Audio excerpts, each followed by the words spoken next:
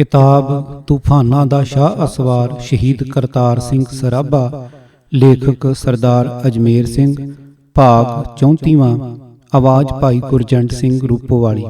पहला लाहौर साजिश केस मुकदमे दा अडंबर वादा मुआफ गवाहां बारे सराबे ते होरनां दे बयान ਅਤੇ ਸਭ ਨਾਲੋਂ ਕਸੂਤਾ ਸਵਾਲ। ਵਾਹਿਗੁਰੂ ਜੀ ਕਾ ਖਾਲਸਾ ਵਾਹਿਗੁਰੂ ਜੀ ਕੀ ਫਤਿਹ। ਪਹਿਲਾ ਲਾਹੌਰ ਸਾਜ਼ਿਸ਼ ਕੇਸ। ਹਿਰਾਸਤ ਵਿੱਚ ਲਏ ਜਾਂ ਮਫਰੂਰ ਗਦਰੀਆਂ ਉੱਤੇ ਵਿਸ਼ੇਸ਼ ਅਦਾਲਤ ਵਿੱਚ ਮੁਕੱਦਮੇ ਚਲਾਏ ਗਏ। ਸਭ ਤੋਂ ਪਹਿਲਾ ਮੁਕੱਦਮਾ, ਜਿਸ ਨੂੰ ਪਹਿਲਾ ਲਾਹੌਰ ਸਾਜ਼ਿਸ਼ ਕੇਸ ਕਿਹਾ ਜਾਂਦਾ ਹੈ, 26 ਅਪ੍ਰੈਲ 1915 ਨੂੰ ਸ਼ੁਰੂ ਹੋਇਆ। ਇਸ ਵਿੱਚ ਕੁੱਲ 81 ਦੋਸ਼ੀ ਨਾਮਜ਼ਦ ਕੀਤੇ ਗਏ ਸਨ। ਨੋਟ: ਨਾਮਜ਼ਦ ਕੀਤੇ ਕੁੱਲ ਦੋਸ਼ੀਆਂ ਦੀ ਸੰਖਿਆ 82 ਸੀ, ਪਰੰਤੂ ਡਾਕੂ ਦਲੀਪ ਸਿੰਘ ਪਿੰਡ ਘਨੌਰੀ ਜ਼ਿਲ੍ਹਾ ਸੰਗਰੂਰ ਨੂੰ ਗਦਰੀਆਂ ਨਾਲੋਂ ਵੱਖ ਕਰ ਲਿਆ ਗਿਆ ਸੀ ਅਤੇ ਉਸ ਉੱਤੇ ਸਿਰਫ ਡਾਕਾ ਮਾਰਨ ਦਾ ਜੁਰਮ ਹੀ ਲਾਇਆ ਗਿਆ ਸੀ। ਕੁੱਲ 81 ਦੋਸ਼ੀ ਨਾਮਜ਼ਦਾਂ ਵਿੱਚੋਂ ਅਜੇ 18 ਗ੍ਰਿਫਤਾਰ ਨਹੀਂ ਕੀਤੇ ਜਾ ਸਕੇ ਸਨ, ਪਰ ਮੁਕੱਦਮੇ ਦੀ ਸੁਣਵਾਈ ਦੌਰਾਨ ਇਹਨਾਂ ਵਿੱਚੋਂ 5 ਗਦਰੀ ਗ੍ਰਿਫਤਾਰ ਕਰ ਲਏ ਗਏ ਸਨ ਅਤੇ ਉਹਨਾਂ ਨੂੰ ਵੀ ਬਾਕੀਆਂ ਦੇ ਨਾਲ ਹੀ ਸਜ਼ਾਵਾਂ ਸੁਣਾਈਆਂ ਗਈਆਂ। ਮੁਕੱਦਮੇ ਹਿੰਦ ਦੀ ਰੱਖਿਆ ਦੇ ਕਾਨੂੰਨ ਡਿਫੈਂਸ ਆਫ ਇੰਡੀਅਨ ਐਕਟ ਦੀਆਂ ਧਾਰਾਵਾਂ ਅਨੁਸਾਰ ਚਲਾਏ ਗਏ। ਇਸ ਕਾਨੂੰਨ ਅਨੁਸਾਰ ਮੁਕੱਦਮੇ ਦੀ ਸੁਣਵਾਈ ਕਰਨ ਲਈ ਸਰਕਾਰ ਆਪਣੀ ਮਰਜ਼ੀ ਨਾਲ ਵਿਸ਼ੇਸ਼ ਅਦਾਲਤ ਸਥਾਪਿਤ ਕਰ ਸਕਦੀ ਸੀ, ਜਿਸ ਵਿੱਚ ਇਸ ਨੂੰ ਆਪਣੀ ਮਰਜ਼ੀ ਦੇ ਜੱਜ ਨਾਮਜ਼ਦ ਕਰਨ ਦਾ ਕਾਨੂੰਨੀ ਹੱਕ ਹਾਸਲ ਸੀ। ਇਹ ਵਿਸ਼ੇਸ਼ ਅਦਾਲਤ ਸਰਵੋਤਮ ਸੀ, ਭਾਵ ਇਸ ਵੱਲੋਂ ਸੁਣਾਈ ਸਜ਼ਾ ਅੰਤਮ ਸੀ। ਇਸ ਦੀ ਹੋਰ ਕਿਸੇ ਉਚੇਰੀ ਅਦਾਲਤ, ਕਮਿਸ਼ਨ ਜਾਂ ਟ੍ਰਿਬਿਊਨਲ ਆਦਿ ਵੱਲੋਂ ਪੁਸ਼ਟੀ ਦੀ ਜ਼ਰੂਰਤ ਨਹੀਂ ਸੀ। ਨਾ ਹੀ ਇਸ ਦੇ ਫੈਸਲਿਆਂ ਉੱਤੇ ਨਜ਼ਰਸਾਨੀ ਹੋ ਸਕਦੀ ਸੀ। ਦੋਸ਼ੀਆਂ ਨੂੰ ਕਿਸੇ ਕਚਹਿਰੀ ਵਿੱਚ ਅਪੀਲ ਕਰਨ ਦਾ ਹੱਕ ਨਹੀਂ ਸੀ। ਇਸ ਤੋਂ ਇਲਾਵਾ ਇਹ ਕਾਨੂੰਨ ਸਰਕਾਰ ਨੂੰ ਮੁਕੱਦਮੇ ਦੀ ਕਾਰਵਾਈ ਪਬਲਿਕ ਤੋਂ ਪੂਰੀ ਤਰ੍ਹਾਂ ਗੁਪਤ ਰੱਖਣ ਦਾ ਹੱਕ ਵੀ ਦਿੰਦਾ ਸੀ। ਪਬਲਿਕ ਜਾਂ ਪ੍ਰੈਸ ਦੇ ਨੁਮਾਇੰਦਿਆਂ ਨੂੰ ਮੁਕੱਦਮਿਆਂ ਦੀ ਕਾਰਵਾਈ ਸੁਣਨ ਦੀ ਆਗਿਆ ਨਹੀਂ ਸੀ ਅਤੇ ਦਿਨ ਦੀ ਕਾਰਵਾਈ ਦੀ ਕੇਵਲ ਸਰਕਾਰੀ ਰਿਪੋਰਟ ਪ੍ਰੈਸ ਨੂੰ ਦਿੱਤੀ ਜਾਂਦੀ ਸੀ। ਜੱਜਾਂ ਨੂੰ ਇਹ ਪੂਰਾ ਅਖਤਿਆਰ ਸੀ ਕਿ ਉਹ ਦੋਸ਼ੀਆਂ ਦੇ ਬਿਆਨਾਂ ਦਾ ਜੋ ਹਿੱਸਾ ਚਾਹੁਣ ਕਲਮਬੰਦ ਕਰਨ ਅਤੇ ਜੋ ਨਾ ਚਾਹੁਣ ਨਾ ਕਰਨ। ਇਸ ਖਾਸ ਕਾਨੂੰਨ ਦਾ ਇੱਕ ਮਕਸਦ ਇਹ ਸੀ ਕਿ ਇਨਕਲਾਬੀਆਂ ਨੂੰ ਰਾਜਸੀ ਪ੍ਰਚਾਰ ਕਰਨ ਦਾ ਮੌਕਾ ਨਾ ਦਿੱਤਾ ਜਾਵੇ। ਇਨਕਲਾਬੀਆਂ ਉੱਤੇ ਇਹ ਕਾਨੂੰਨੀ ਦੋਸ਼ ਥੱਪੇ ਗਏ ਸਨ ਕਿ ਭਾਰਤ ਅੰਦਰ ਬਰਤਾਨਵੀ ਹਕੂਮਤ ਵਿਰੁੱਧ ਜੰਗ ਛੇੜਨ ਅਤੇ ਇਸ ਦਾ ਤਖਤਾ ਉਲਟਾਉਣ ਲਈ ਅਮਰੀਕਾ ਅੰਦਰ ਮਈ 1913 ਵਿੱਚ ਸਾਜ਼ਿਸ਼ ਰਚੀ ਗਈ ਸੀ ਅਤੇ ਇਸ ਇਰਾਦੇ ਨਾਲ ਕੁਝ ਭਾਰਤੀ 1914 ਵਿੱਚ ਭਾਰਤ ਮੁੜ ਆਏ ਸਨ। ਭਾਰਤ ਅੰਦਰ ਜਥੇਬੰਦੀ ਵਿੱਚ ਕੁਝ ਹੋਰ ਨਵੇਂ ਬੰਦੇ ਭਰਤੀ ਕੀਤੇ ਗਏ ਸਨ। ਸਾਜ਼ਿਸ਼ ਦੇ ਉਦੇਸ਼ ਪੂਰੇ ਕਰਨ ਲਈ ਹੋਰਨਾਂ ਗੱਲਾਂ ਦੇ ਨਾਲੋਂ ਨਾਲ ਹਥਿਆਰ ਖਰੀਦਣ ਲਈ ਡਾਕੇ ਮਾਰੇ ਗਏ, ਜਿਨ੍ਹਾਂ ਵਿੱਚ ਕੁਝ ਥਾਵਾਂ ਤੇ ਕਤਲ ਦੀਆਂ ਵਾਰਦਾਤਾਂ ਵੀ ਹੋਈਆਂ। ਫੌਜੀਆਂ ਨੂੰ ਵਰਗਲਾਉਣ ਦੇ ਯਤਨ ਕੀਤੇ ਗਏ, ਜਿਹੜੇ ਕੁਝ ਥਾਵਾਂ ਤੇ ਸਫਲ ਵੀ ਹੋਏ। ਹਥਿਆਰ ਤੇ ਅਸਲਾ ਹਾਸਲ ਕੀਤਾ ਗਿਆ, ਬੰਬ ਬਣਾਏ ਗਏ, ਪੁਲਿਸ ਅਫਸਰਾਂ ਨੂੰ ਕਤਲ ਕੀਤਾ ਗਿਆ ਅਤੇ ਅਮਰੀਕਾ ਅੰਦਰ ਭਾਰਤ ਨੂੰ ਆਉਂਦਿਆਂ ਰਸਤਿਆਂ ਵਿੱਚ ਅਤੇ ਭਾਰਤ ਪਹੁੰਚ ਕੇ ਭਾਰਤ ਦੇ ਅੰਦਰ ਇਨਕਲਾਬੀ ਸਾਹਿਤ ਵੰਡਿਆ ਗਿਆ। ਲਗਭਗ ਸਾਰੇ ਇਨਕਲਾਬੀਆਂ ਉੱਤੇ ਇੰਡੀਅਨ ਪੀਨਲ ਕੋਡ ਦੀ ਦਫਾ 121 ਅਤੇ ਇਸ ਦੇ ਨਾਲ ਹੀ ਜੁੜਵੀਆਂ ਹੋਰ ਦਫਾਵਾਂ ਜਿਵੇਂ 121A, 122, 124A, 131, 132 ਆਦਿ ਲਾਈਆਂ ਗਈਆਂ ਸਨ। ਦਫਾ 121 ਹੇਠ ਮੁਲਜ਼ਮਾਂ ਵਿਰੁੱਧ ਬਾਦਸ਼ਾਹ ਵਿਰੁੱਧ ਜੰਗ ਛੇੜਨ ਦਾ ਸੰਗੀਨ ਦੋਸ਼ ਲਾਇਆ ਗਿਆ, ਜਿਸ ਅਧੀਨ ਸਿੱਧੀ ਮੌਤ ਦੀ ਸਜ਼ਾ ਯਕੀਨੀ ਸੀ। ਇਸ ਬਦਨਾਮ ਕਾਨੂੰਨ ਦਾ ਮੁੱਢ 14ਵੀਂ ਸਦੀ ਵਿੱਚ ਇੰਗਲੈਂਡ ਅੰਦਰ ਬੱਝਾ ਸੀ। ਬਰਤਾਨਵੀ ਪਾਰਲੀਮੈਂਟ ਨੇ ਇਹ ਕਾਨੂੰਨ 1351 ਈਸਵੀ ਵਿੱਚ ਇੰਗਲੈਂਡ ਦੇ ਬਾਦਸ਼ਾਹ ਐਡਵਰਡ ਤੀਜੇ ਦੇ ਰਾਜ ਦੇ 25ਵੇਂ ਵਰ੍ਹੇ ਵਿੱਚ ਪਾਸ ਕੀਤਾ ਸੀ। ਬਾਅਦ ਵਿੱਚ ਹੌਲੀ ਹੌਲੀ ਇਸ ਦਾ ਦਾਇਰਾ ਆਇਰਲੈਂਡ, ਸਕਾਟਲੈਂਡ, ਨਿਊਜ਼ੀਲੈਂਡ ਅਤੇ ਹੋਰਨਾਂ ਬਰਤਾਨਵੀ ਬਸਤੀਆਂ ਤੱਕ ਵਧਾ ਦਿੱਤਾ ਗਿਆ ਸੀ। 1870 ਵਿੱਚ ਬਸਤੀਵਾਦੀ ਹਕੂਮਤ ਨੇ ਭਾਰਤੀ ਉਪ ਮਹਾਂਦੀਪ ਅੰਦਰ ਕੁਝ ਥਾਵਾਂ ਤੇ ਅੰਗਰੇਜ਼ੀ ਰਾਜ ਵਿਰੁੱਧ ਪੈਦਾ ਹੋ ਰਹੇ ਜਜ਼ਬੇ ਨੂੰ ਧਿਆਨ ਵਿੱਚ ਰੱਖਦੇ ਹੋਏ ਇਸ ਨੂੰ ਇੰਡੀਅਨ ਪੀਨਲ ਕੋਡ ਵਿੱਚ ਸ਼ਾਮਲ ਕਰ ਲਿਆ ਸੀ। ਨੋਟ: ਨਿਊਜ਼ੀਲੈਂਡ ਨੇ 1 ਜਨਵਰੀ 1962 ਨੂੰ ਇਹ ਬਸਤੀਵਾਦੀ ਕਾਨੂੰਨ ਮਨਸੂਖ ਕਰ ਦਿੱਤਾ ਸੀ। ਇਸ ਦੇ ਕੁਝ ਸਾਲਾਂ ਬਾਅਦ 16 ਮਈ 1983 ਨੂੰ ਆਇਰਲੈਂਡ ਗਣਰਾਜ ਨੇ ਵੀ ਇਸ ਬਸਤੀਵਾਦੀ ਰਹਿੰਦ ਖੂੰਹਦ ਤੋਂ ਛੁਟਕਾਰਾ ਪਾ ਲਿਆ ਸੀ। 2009 ਵਿੱਚ ਇਸ ਬਦਨਾਮ ਕਾਨੂੰਨ ਦੀ ਜਨਮਦਾਤੀ ਬਰਤਾਨਵੀ ਪਾਰਲੀਮੈਂਟ ਨੇ ਵੀ ਇਸ ਕਾਨੂੰਨ ਉੱਤੇ ਕਾਲੀ ਲਕੀਰ ਫੇਰ ਦਿੱਤੀ ਸੀ, ਪਰ ਭਾਰਤ ਦੇ ਬ੍ਰਾਹਮਣਵਾਦੀ ਹਾਕਮਾਂ ਨੇ ਬਸਤੀਵਾਦੀ ਦੀ ਇਸ ਨਫ਼ਰਤਯੋਗ ਨਿਸ਼ਾਨੀ ਨੂੰ ਅਜੇ ਤੱਕ ਵੀ ਨਿਰਲੱਜਪੁਣੇ ਨਾਲ ਸੰਭਾਲ ਕੇ ਰੱਖਿਆ ਹੋਇਆ ਹੈ। ਅੱਜ ਵੀ ਜ਼ਾਲਮ ਭਾਰਤੀ ਰਾਜ ਦੇ ਵਿਰੁੱਧ ਜੂਝਣ ਵਾਲੇ ਜੁਝਾਰੂਆਂ ਦੇ ਖਿਲਾਫ ਇਸ ਬਦਨਾਮ ਦਫਾ ਦੀ ਬੇਦਰੇਗ ਵਰਤੋਂ ਹੋ ਰਹੀ ਹੈ। ਮੁਕੱਦਮੇ ਲਈ ਸਰਕਾਰ ਨੇ 3 ਮੈਂਬਰੀ ਟ੍ਰਿਬਿਊਨਲ ਕਮਿਸ਼ਨ ਬਣਾਇਆ, ਜਿਸ ਵਿੱਚ 2 ਅੰਗਰੇਜ਼ A. ਇਰਵਨ ਤੇ P. ਐਲਿਸ ਤੇ ਇੱਕ ਅੰਗਰੇਜ਼ੀ ਸਰਕਾਰ ਦੇ ਪੂਰਨ ਵਫਾਦਾਰ ਹਿੰਦੁਸਤਾਨੀ ਪਤਵੰਤੇ ਸੱਜਣ ਲਾਹੌਰ ਦੇ ਰਾਏ ਬਹਾਦਰ ਸ਼ਿਵ ਨਾਰਾਇਣ ਨੂੰ ਸ਼ਾਮਲ ਕੀਤਾ ਗਿਆ ਸੀ। Major A. ਇਰਵਨ ਨੂੰ ਟ੍ਰਿਬਿਊਨਲ ਦਾ ਚੀਫ ਕਮਿਸ਼ਨਰ ਤੇ ਬਾਕੀ ਦੋਵਾਂ ਨੂੰ ਵਿਸ਼ੇਸ਼ ਕਮਿਸ਼ਨਰ ਦਾ ਰੁਤਬਾ ਦਿੱਤਾ ਗਿਆ। ਸਰਕਾਰ ਨੇ ਪਹਿਲਾਂ ਹੀ ਇਨਕਲਾਬੀਆਂ ਨੂੰ ਸਖਤ ਤੋਂ ਸਖਤ ਸਜ਼ਾਵਾਂ ਦੇਣ ਦੀ ਧਾਰੀ ਹੋਈ ਸੀ। ਇਸ ਮੰਤਵ ਲਈ ਕਾਬਲ ਸਰਕਾਰੀ ਵਕੀਲਾਂ ਦੀ ਟੋਲੀ, ਜਿਸ ਵਿੱਚ ਜ਼ਿਆਦਾ ਗੋਰੇ ਹੀ ਸਨ, ਨਾਮਜ਼ਦ ਕੀਤੀ ਗਈ ਸੀ। ਮੁਕੱਦਮੇ ਦੀ ਨਿਰਪੱਖਤਾ ਦਿਖਾਉਣ ਦੀ ਨਿਤਾਣੀ ਜਿਹੀ ਕੋਸ਼ਿਸ਼ ਕਰਦਿਆਂ ਸਰਕਾਰ ਨੇ ਆਪਣੇ ਤਰਫੋਂ ਹੀ ਮੁਲਜ਼ਮਾਂ ਦੀ ਪੈਰਵੀ ਕਰਨ ਵਾਲੇ ਬਚਾਓ ਪੱਖ ਦੇ ਵਕੀਲ ਵੀ ਨਾਮਜ਼ਦ ਕੀਤੇ ਸਨ। ਵਿਸ਼ਨੂੰ ਗਣੇਸ਼ ਪਿਗਲੇ ਨੇ ਤੇ ਕਰਤਾਰ ਸਿੰਘ ਸਰਾਭਾ ਨੇ ਵਕੀਲ ਕਰਨ ਤੋਂ ਨਾਂਹ ਕਰ ਦਿੱਤੀ ਸੀ ਅਤੇ ਨਾ ਉਹਨਾਂ ਆਪ ਹੀ ਜਿਰਾ ਕੀਤੀ, ਕਿਉਂਕਿ ਉਹਨਾਂ ਨੂੰ ਇਸ ਗੱਲ ਵਿੱਚ ਭੋਰਾ ਜਿੰਨਾ ਵੀ ਸ਼ੱਕ ਨਹੀਂ ਸੀ ਕਿ ਮੁਕੱਦਮੇ ਦੀ ਕਾਰਵਾਈ ਮਹਿਜ਼ ਰਸਮੀ ਸੀ। ਉਹਨਾਂ ਨੂੰ ਅੰਗਰੇਜ਼ ਸਰਕਾਰ ਕੋਲੋਂ ਇਨਸਾਫ ਦੀ ਕੋਈ ਉਮੀਦ ਨਹੀਂ ਸੀ, ਨਾ ਉਹਨਾਂ ਨੂੰ ਮੌਤ ਦਾ ਭੈ ਸੀ। ਮੁਕੱਦਮੇ ਦਾ ਅਡੰਬਰ। ਮੁਕੱਦਮੇ ਦੀ ਕਾਰਵਾਈ ਬਾਰੇ ਆਮ ਪਬਲਿਕ ਨੂੰ ਹਨੇਰੇ ਵਿੱਚ ਰੱਖਣ ਲਈ ਮੁਕੱਦਮੇ ਦਾ ਨਾਟਕ ਸੈਂਟਰਲ ਜੇਲ੍ਹ ਲਾਹੌਰ ਦੇ ਅੰਦਰ ਹੀ 16 ਨੰਬਰ ਬਾਰਕ ਵਿੱਚ ਸ਼ੁਰੂ ਹੋਇਆ। ਗਦਰੀ ਸੰਗਰਾਮੀਆਂ ਨੂੰ ਜੇਲ੍ਹ ਅੰਦਰ ਇੱਕ ਦੂਜੇ ਨੂੰ ਮਿਲਣ ਨਹੀਂ ਦਿੱਤਾ ਜਾਂਦਾ ਸੀ। ਇਸ ਕਰਕੇ 26 ਅਪ੍ਰੈਲ 1915 ਨੂੰ ਜਦ ਪਹਿਲੇ ਲਾਹੌਰ ਸਾਜ਼ਿਸ਼ ਕੇਸ ਦੇ ਮੁਲਜ਼ਮਾਂ ਨੂੰ ਮੁਕੱਦਮੇ ਦੀ ਸੁਣਵਾਈ ਲਈ 16 ਨੰਬਰ ਬਾਰਕ ਅੰਦਰ ਵਾੜਿਆ ਗਿਆ ਤਾਂ ਸਾਰੇ ਇੱਕ ਦੂਜੇ ਨਾਲ ਬੜੇ ਤਪਾਕ ਨਾਲ ਮਿਲੇ। ਸਾਰਿਆਂ ਨੂੰ ਖੁਸ਼ੀਆਂ ਚੜ੍ਹ ਗਈਆਂ ਸਨ। ਸਰਕਾਰੀ ਪੱਖ ਤਾਂ ਇਨਕਲਾਬੀਆਂ ਨੂੰ ਫਾਹੇ ਲਾਉਣ ਦੇ ਇੰਤਜ਼ਾਮ ਕਰ ਰਿਹਾ ਸੀ, ਪਰ ਇਨਕਲਾਬੀਆਂ ਲਈ ਇਹ ਵਿਆਹ ਵਰਗਾ ਦਿਨ ਬਣ ਗਿਆ ਸੀ। ਬਾਬਾ ਸੋਹਣ ਸਿੰਘ ਭਕਨਾ ਨੇ ਆਪਣੀ ਆਤਮ ਕਥਾ ਵਿੱਚ ਇਸ ਦਿਨ ਦਾ ਮਾਹੌਲ ਤੇ ਨਕਸ਼ਾ ਇਸ ਤਰ੍ਹਾਂ ਚਿਤਰਿਆ ਹੈ। ਸਾਨੂੰ ਮੁਕੱਦਮੇ ਦੀ ਰੰਚਕ ਮਾਤਰ ਵੀ ਚਿੰਤਾ ਨਹੀਂ ਸੀ। ਅੱਜ ਸਾਡੇ ਲਈ ਇੱਕ ਮੇਲਾ ਜਿਹਾ ਬਣ ਗਿਆ। ਅਸੀਂ ਇੱਕ ਦੂਜੇ ਨੂੰ ਮਿਲ ਕੇ ਬਹੁਤ ਖੁਸ਼ ਹੋਏ। ਉਪਰੰਤ ਸਾਨੂੰ ਗਿਣ ਕੇ 16 ਨੰਬਰ ਬਾਰਕ ਵਿੱਚ ਦਾਖਲ ਕੀਤਾ ਗਿਆ, ਜਿੱਥੇ 3 ਪੈਂਚਾਂ ਕਮਿਸ਼ਨਰ ਦਾ ਇੱਕ ਕਮਿਸ਼ਨ ਬੈਠਾ ਹੋਇਆ ਸੀ। ਇਹਨਾਂ ਤਿੰਨਾਂ ਵਿੱਚੋਂ 2 ਅੰਗਰੇਜ਼ ਤੇ ਇੱਕ ਲਾਹੌਰ ਵਾਸੀ ਸ਼ਿਵ ਨਾਰਾਇਣ ਨਾਮ ਦਾ ਹਿੰਦੁਸਤਾਨੀ ਸੀ। ਕਮਿਸ਼ਨ ਦੇ ਬਹਿਣ ਲਈ ਇੱਕ ਥੜਾ ਬਣਾਇਆ ਗਿਆ ਸੀ ਤੇ ਉਸ ਦੇ ਅਗਾੜੀ ਲੱਕੜ ਦਾ ਜੰਗਲਾ ਲੱਗਾ ਹੋਇਆ ਸੀ। ਜੰਗਲੇ ਦੇ ਅਗਾੜੀ ਸਰਕਾਰੀ ਵਕੀਲ ਤੇ ਹੋਰਨਾਂ ਕਰਮਚਾਰੀਆਂ ਲਈ ਕੁਝ ਕੁ ਥਾਂ ਸੀ। ਨਾਲ ਹੀ ਇੱਕ ਨਿੱਕਾ ਜਿਹਾ ਜੰਗਲਾ ਗਵਾਹ ਦੇ ਖੜੇ ਹੋਣ ਵਾਸਤੇ ਸੀ, ਜਿਸ ਵਿੱਚ ਖਲੋ ਕੇ ਗਵਾਹ ਕਮਿਸ਼ਨ ਦੇ ਰੂਬਰੂ ਗਵਾਹੀ ਦਿੰਦਾ ਸੀ। ਥੜੇ ਤੋਂ ਅਗਾੜੀ ਵੱਲ ਇੱਕ ਲੰਬਾ ਸਾਰਾ ਮੇਜ਼ ਤਖਤਪੋਸ਼ ਸੀ, ਜਿਸ ਪਰ ਗੋਰੇ ਸਰਕਾਰੀ ਵਕੀਲ ਬੈਠੇ ਸਨ। ਇਹ ਵਕੀਲ ਦੋਸ਼ੀਆਂ ਵਾਸਤੇ ਸਰਕਾਰ ਨੇ ਆਪੋਂ ਹੀ ਇਸ ਲਈ ਖੜੇ ਕਰ ਦਿੱਤੇ ਸਨ ਕਿ ਦੋਸ਼ੀਆਂ ਜਾਂ ਆਮ ਲੋਕਾਂ ਨੂੰ ਸਰਕਾਰ ਵਿਰੁੱਧ ਇਹ ਗਿਲਾ ਨਾ ਹੋਵੇ ਕਿ ਉਹਨਾਂ ਨੂੰ ਵਕੀਲਾਂ ਰਾਹੀਂ ਆਪਣੇ ਬਚਾਓ ਦਾ ਕੋਈ ਮੌਕਾ ਹੀ ਨਹੀਂ ਦਿੱਤਾ ਗਿਆ। ਇਸ ਤਖਤਪੋਸ਼ ਦੇ ਇੱਕ ਪਾਸੇ ਗੈਰ ਸਰਕਾਰੀ ਵਕੀਲ ਤੇ ਦੂਜੇ ਬੰਨੇ ਸਰਕਾਰੀ ਵਕੀਲ ਅਰ ਸੂਹੀਆ ਪੁਲਿਸ ਦੇ ਮੈਂਬਰ ਹੁੰਦੇ ਸਨ। ਇਹਨਾਂ ਖੜੇ ਕੀਤੇ ਵਕੀਲਾਂ ਤੋਂ ਬਿਨਾਂ ਹੋਰ ਆਮ ਵਕੀਲਾਂ ਨੂੰ ਅਦਾਲਤ ਵਿੱਚ ਕਿਸੇ ਦੋਸ਼ੀ ਧਿਰ ਵੱਲੋਂ ਪੈਰਵੀ ਕਰਨ ਦੀ ਆਗਿਆ ਨਹੀਂ ਸੀ। ਥੜੇ ਤੋਂ ਥੋੜਾ ਉਰਾਂ ਵਿਚਕਾਰ ਕੁਝ ਕੁ ਥਾਂ ਛੱਡ ਕੇ ਇੱਕ ਲੰਮਾ ਜੰਗਲਾ ਜੋ 3-4 ਫੁੱਟ ਹੋਵੇਗਾ ਸਾਡੇ ਵਾਸਤੇ ਬਣਾਇਆ ਗਿਆ ਸੀ। ਇਸ ਮੁਕੱਦਮੇ ਦੀਆਂ ਖਬਰਾਂ ਸੈਂਸਰ ਹੋ ਕੇ ਸਰਕਾਰ ਵੱਲੋਂ ਪੜ੍ਹ ਕੇ ਕਾਂਟ ਛਾਂਟ ਕਰਕੇ ਅਖਬਾਰਾਂ ਵਿੱਚ ਛਪਦੀਆਂ ਸਨ।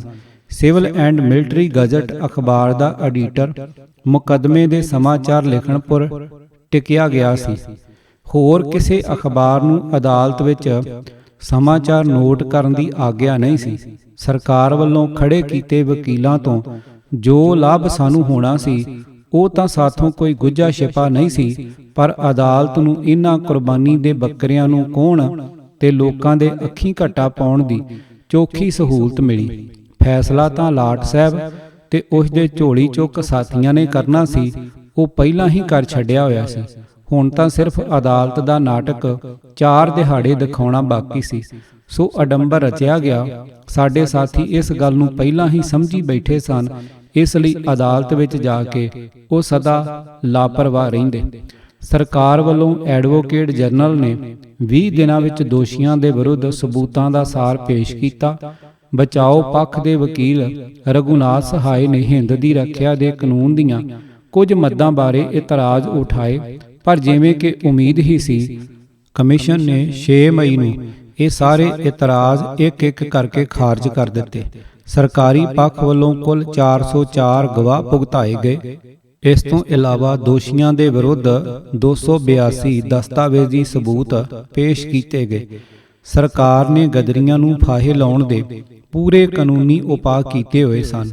ਉਹਨਾਂ ਵਿਰੁੱਧ ਜੋ ਵੀ ਸਬੂਤ ਮਿਲ ਸਕਦੇ ਸਨ ਉਹ ਇਕੱਠੇ ਕਰਕੇ ਅਦਾਲਤ ਅੰਦਰ ਪੇਸ਼ ਕਰਨ ਵਿੱਚ ਕੋਈ ਕਸਰ ਨਹੀਂ ਰਹਿਣ ਦਿੱਤੀ ਗਈ ਸੀ।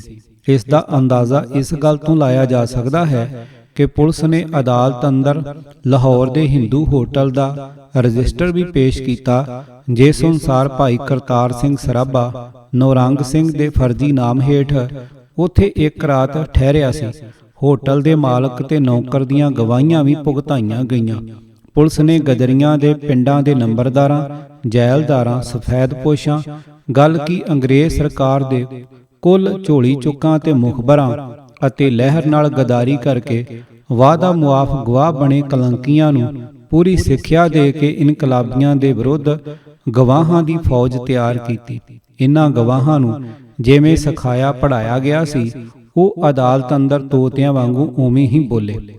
ਵਾਅਦਾ ਮੁਆਫ ਗਵਾਹਾਂ ਬਾਰੇ ਅਜੋਕੇ ਇਤਿਹਾਸ ਅੰਦਰ ਹਰ ਰਾਜ ਵਿਰੋਧੀ ਇਨਕਲਾਬੀ ਲਹਿਰ ਨੂੰ ਵਾਅਦਾ ਮੁਆਫ ਗਵਾਹਾਂ, ਜਿਨ੍ਹਾਂ ਨੂੰ ਸਰਕਾਰੀ ਜਾਂ ਸੁਲਤਾਨੀ ਗਵਾਹ ਵੀ ਕਿਹਾ ਜਾਂਦਾ ਹੈ, ਦੀ ਸਮੱਸਿਆ ਦਾ ਸਾਹਮਣਾ ਕਰਨਾ ਪਿਆ ਹੈ। ਇਹ ਵਰਤਾਰਾ ਇੰਨਾ ਆਮ ਤੇ ਸਰਬ ਵਿਆਪੀ ਹੈ ਕਿ ਇਸ ਨੂੰ ਇਤਿਹਾਸ ਦਾ ਇੱਕ ਆਮ ਨਿਯਮ ਕਹਿ ਲਿਆ ਜਾਵੇ ਤਾਂ ਇਹ ਕੋਈ ਅਤਕਥਨੀ ਨਹੀਂ ਹੋਵੇਗੀ। ਹਰ ਜਾਬਰ ਰਾਜ ਉਸ ਵਿਰੁੱਧ ਲੜਨ ਵਾਲੇ ਜੁਝਾਰੂਆਂ ਨੂੰ ਕਾਨੂੰਨੀ ਤੌਰ ਤੇ ਸਜ਼ਾਵਾਂ ਦੇਣ ਲਈ ਇਸ ਹਥਿਆਰ ਦੀ ਪੁਰਜ਼ੋਰ ਵਰਤੋਂ ਕਰਦਾ ਹੈ।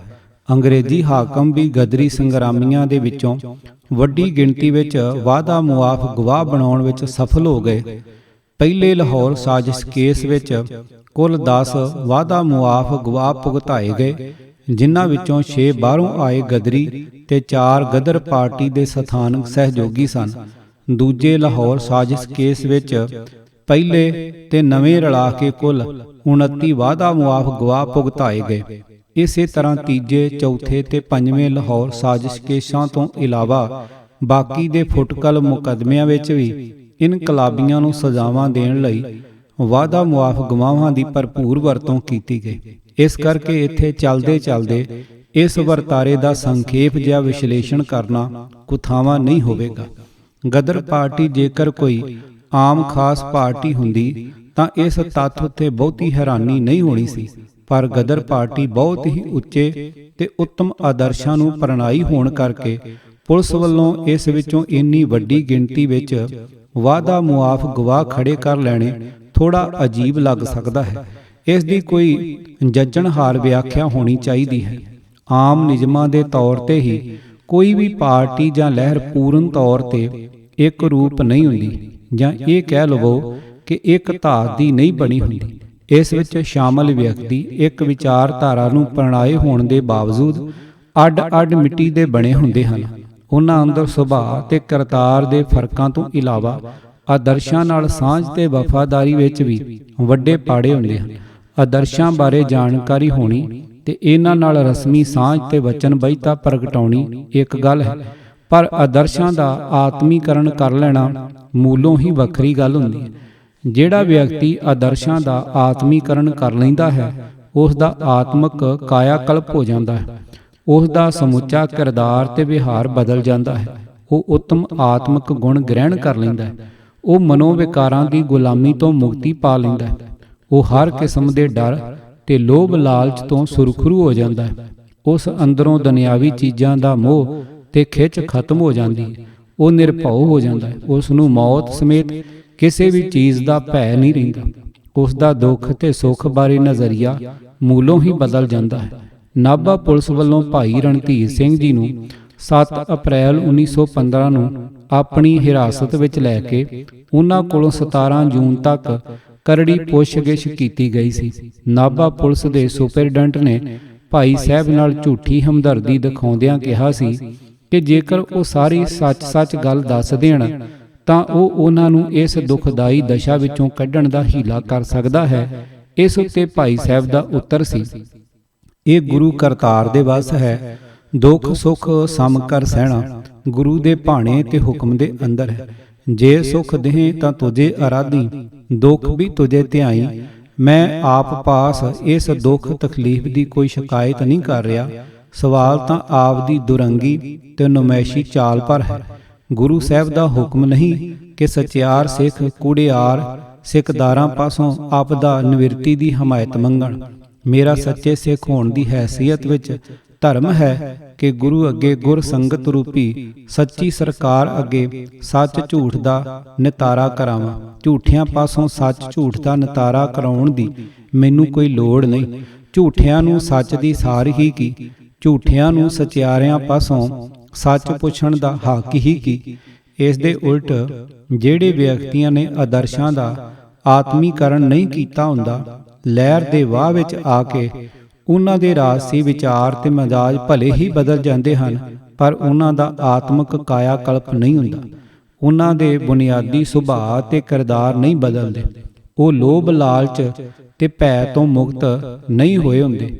ਉਹਨਾਂ ਦਾ ਦ੍ਰਿਸ਼ਟਮਾਨ ਜਗਤ ਨਾਲੋਂ ਮੋਹ ਨਹੀਂ ਟੁੱਟਾ ਹੁੰਦਾ। ਉਹਨਾਂ ਅੰਦਰੋਂ ਦੁਨਿਆਵੀ ਵਸਤਾਂ ਦੀ ਖਿੱਚ ਖਤਮ ਨਹੀਂ ਹੋਈ ਹੁੰਦੀ। ਬਹੁਤੀ ਵਾਰੀ ਦੁਨਿਆਵੀ ਮਨਸ਼ਾ ਤ੍ਰਿਸ਼ਨਾ ਹੀ ਉਹਨਾਂ ਨੂੰ ਲਹਿਰ ਅੰਦਰ ਸਰਗਰਮ ਹੋਣ ਲਈ ਪ੍ਰੇਰਨ ਵਾਲਾ ਮੁੱਖ ਕਾਰਕ ਹੁੰਦਾ ਹੈ। ਜਿੰਨਾ ਚਿਰ ਤਾਂ ਉਹਨਾਂ ਦੇ ਸਾਹਮਣੇ ਕੁਰਬਾਨੀ ਕਰਨ ਦੀ ਫੌਰੀ ਨੌਬਤ ਖੜੀ ਨਹੀਂ ਹੁੰਦੀ, ਉਹਨਾਂ ਚਿਰ ਉਹਨਾਂ ਦੇ ਮਨ ਦਾ ਇਹ ਚੋਰ ਛੁਪਿਆ ਰਹਿੰਦਾ ਹੈ, ਇਹ ਪ੍ਰਗਟ ਨਹੀਂ ਹੁੰਦਾ।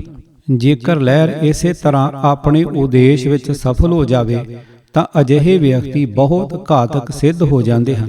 ਪਰ ਜੇਕਰ ਲਹਿਰ ਦੇ ਸਫਲ ਹੋਣ ਤੋਂ ਪਹਿਲਾਂ ਉਹ ਸੰਘਰਸ਼ ਦੇ ਦੌਰਾਨ ਹੀ ਦੁਸ਼ਮਣ ਦੇ ਕਾਬੂ ਆ ਜਾਣ ਤਾਂ ਉਹਨਾਂ ਦਾ ਅਸਲੀ ਤੱਤ ਉਗੜ ਕੇ ਸਾਹਮਣੇ ਆ ਜਾਂਦਾ ਹੈ।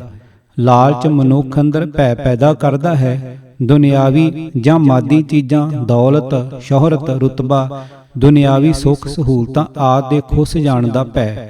ਇਸ ਕਰਕੇ ਭੈ ਮੁਕਤ ਹੋਣਾ ਆਤਮਿਕ ਗੁਣ ਹੈ, ਜਿਹੜਾ ਆਤਮਿਕ ਕਾਇਆ ਕਲਪ ਦੇ ਜ਼ਰੀਏ ਹੀ ਪੈਦਾ ਹੋ ਸਕਦਾ ਹੈ।